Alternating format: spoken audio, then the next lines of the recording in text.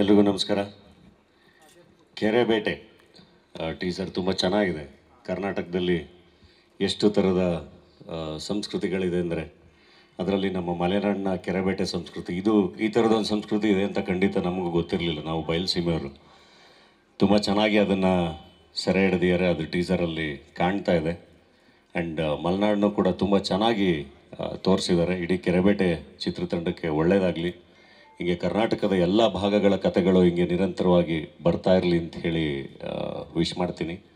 And Gauri ಅವ್ರಿಗೆ ಒಳ್ಳೆಯದಾಗಲಿ, all the best. ತುಂಬ ಪ್ಯಾಷನೇಟು, ತುಂಬ ಎನರ್ಜಿ ಕಾಣುತ್ತೆ ಅವರಲ್ಲಿ. ಅವರ ಮೊದಲನೇ ಸಿನಿಮಾ ಕೂಡ ಇಷ್ಟೇ ಅದ್ಭುತವಾಗಿ ಮಾರ್ಕೆಟಿಂಗು ಪ್ರಮೋಷನ್ ಎಲ್ಲ ಮಾಡಿದರು.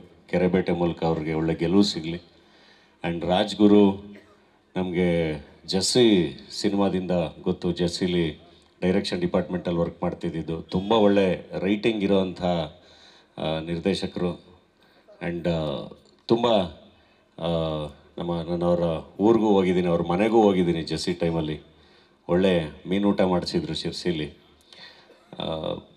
ತುಂಬ ಬಡತನದಿಂದ ಬಂದು ಸಿನಿಮಾದಲ್ಲಿ ಬದುಕು ಕಟ್ಕೋತಿರೋವಂಥ ಹುಡುಗ ರಾಜ್ಗುರು. ತುಂಬ ಒಳ್ಳೆಯದಾಗಲಿ, ಸಿನಿಮಾ ತುಂಬ ದೊಡ್ಡ ಯಶಸ್ಸು ಕಾಣಲಿ. ಕನ್ನಡಕ್ಕೆ ಇನ್ನೊಬ್ಬರು ಒಳ್ಳೆಯ ನಿರ್ದೇಶಕರು ಮತ್ತು ನಾಯಕರು ಸಿಗಲಿ ಅಂತ ಹೇಳಿ ಆಶಿಸ್ತೀನಿ. ಒಳ್ಳೆಯದಾಗಲಿ.